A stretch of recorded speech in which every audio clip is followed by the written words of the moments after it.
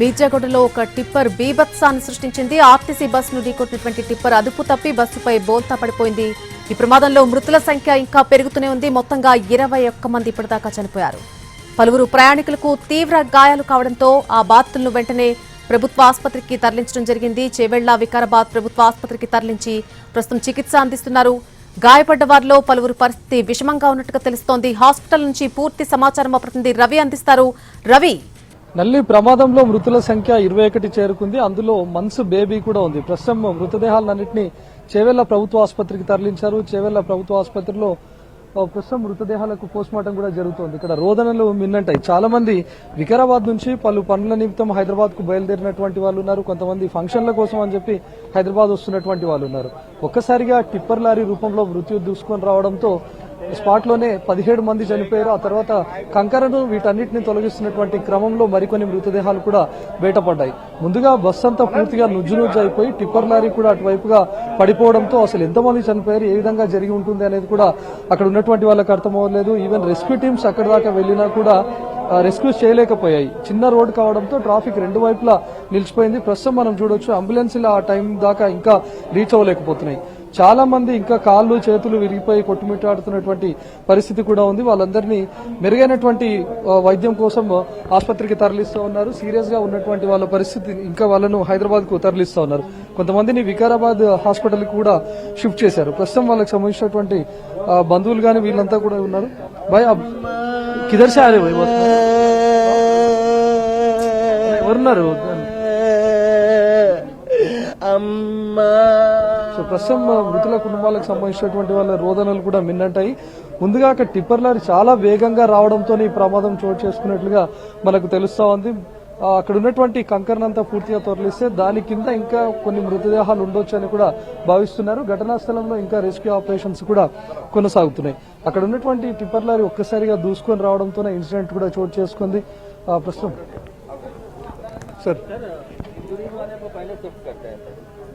Sir ఇంకా rescue జరుగుతుంది sir. ఎంతమంది? 19 మెంబర్స్ ఇప్పటిదాకా వచ్చారు, కన్ఫర్మ్ డెడ్ బాడీస్. ఓకే, ఇంకా ఇంజూర్డ్ కొంతమంది ఉన్నారు, అది వాళ్ళని షిఫ్ట్ చేస్తున్నాం మనం. టోటల్ 21 సార్ లేకపోతే 19? అంటే అక్కడికి మొత్తం చిన్న రోడ్ కావడంతో చాలా జామ్ అయిపోయింది. ఈవెన్ రెస్క్యూ టీమ్స్ కూడా అక్కడ దాకా వెళ్ళలేకపోతే.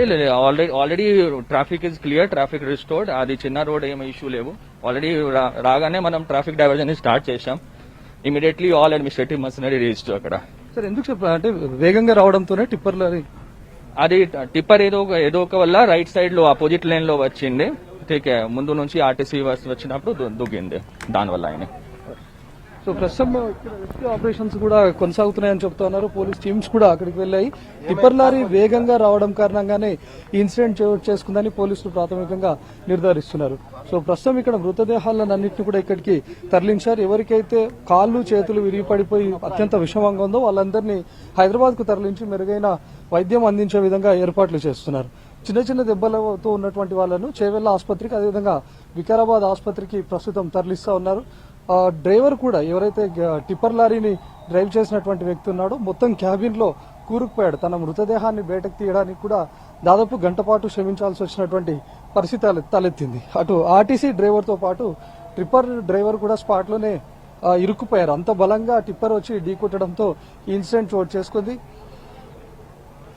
ప్రస్తుతం అక్కడ చూడొచ్చు ఒక మృతులకు సంబంధించినటువంటి ఒక బాబు కూడా ఉన్నాడు. తల్లిని కోల్పోయాడు, తండ్రి కొన ప్రాణాలతో కొట్టుమిట్టాడుతున్నాడు. కేవలం ఆ అబ్బాయి మాత్రమే ఇక్కడ ఉండిపోయాడు. అసలు ప్రమాదం ఏ విధంగా జరిగింది అనే దానిపైన కూడా పోలీసులు ఆ అబ్బాయిని అడిగి వివరాలు సేకరిస్తున్నారు.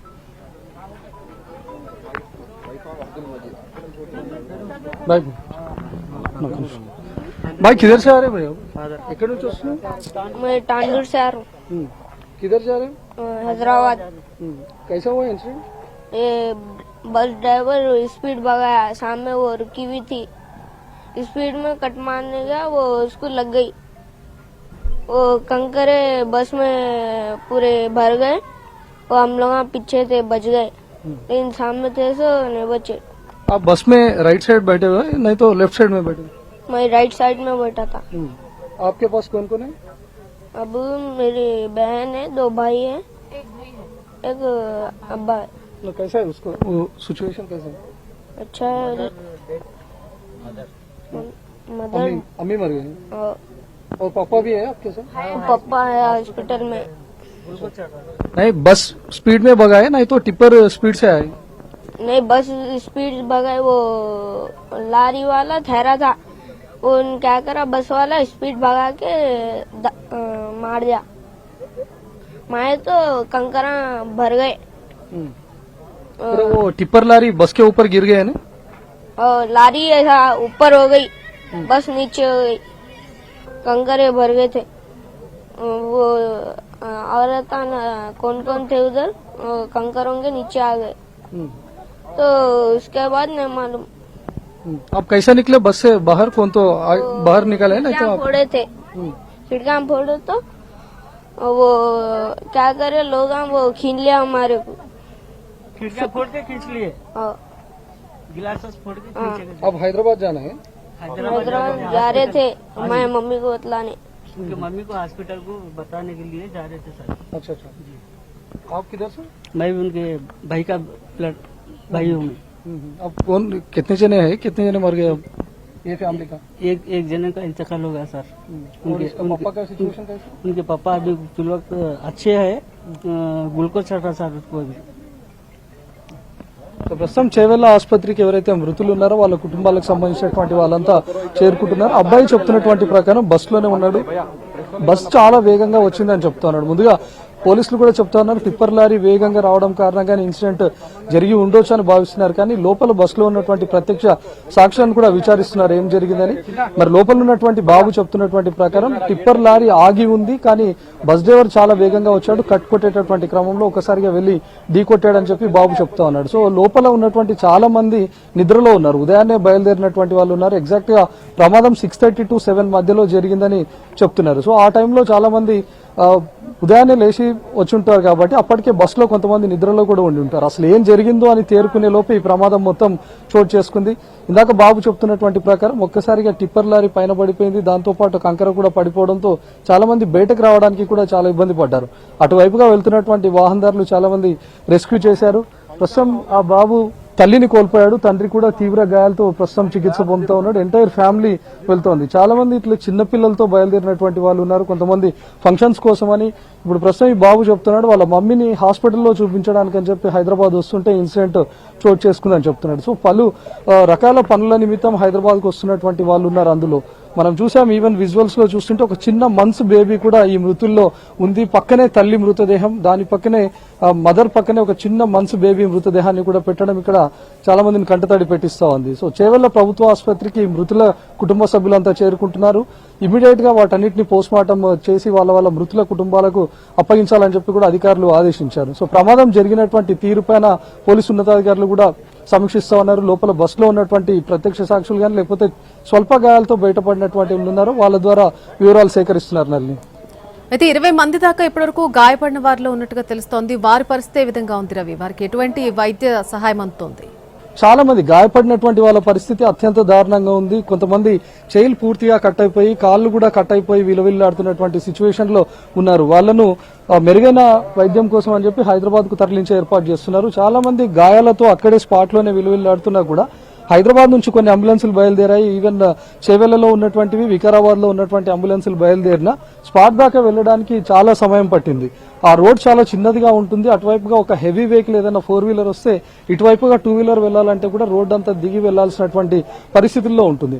కానీ ఒక్కసారిగా 2 హెవీ వెహికల్స్ డాష్ కొట్టుకోవడం, ఆ తర్వాత టిప్పర్ లారీ మొత్తంగా పడిపోయి కంకరంతా రోడ్ పై పడడంతో రెండు వైపులా అటు వికారాబాద్ నుంచి వస్తున్నటువంటి రోడ్డు, ఇటు హైదరాబాద్ నుంచి వెళ్తున్నటువంటి 2 రోడ్లు పూర్తిగా జామ్ అయిపోయినటువంటి పరిస్థితి ఉంది. దాంతో అంబులెన్సులు గానీ సహాయక చర్యలు చేయడానికి వెళ్ళినటువంటి వాళ్ళు కూడా రీచ్ అవ్వలేనటువంటి సిచ్యువేషన్ లో ఉండింది.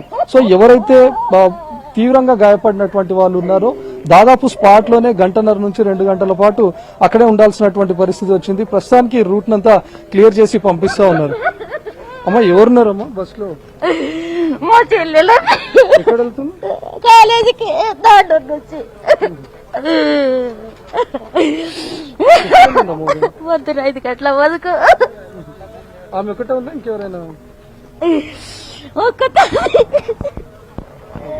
సో కొంతమంది హైదరాబాద్ కు పనుల నిమిత్తం వస్తున్నటువంటి వాళ్ళైతే అందులో స్టూడెంట్స్ కూడా ఉన్నారు. కాలేజ్ కు వస్తున్నటువంటి తన చెల్లి చనిపోయిందని చెప్పి అక్క ఇక్కడికి రావడం రోధిస్తుండడం కూడా మనం చూస్తున్నాము. స్టూడెంట్స్ ఎక్కువ మంది హైదరాబాద్ కు వస్తున్నటువంటి వాళ్ళు డిగ్రీ కానీ లేకపోతే ఇంజనీరింగ్ కోసం వస్తున్నటువంటి వాళ్ళు చేవెళ్లలో ఉన్నటువంటి ఇంజనీరింగ్ కాలేజ్ కి వస్తున్నటువంటి స్టూడెంట్స్ కూడా అందులో ఉన్నట్లుగా తెలుస్తోంది. దాంతో ఈ ప్రమాదంలో ఎవరైతే చనిపోయారో మృతుల కుటుంబాల వివరాలన్నింటినీ సేకరించి వాళ్ళకి ఇన్ఫర్మేషన్ ఇస్తున్నారు.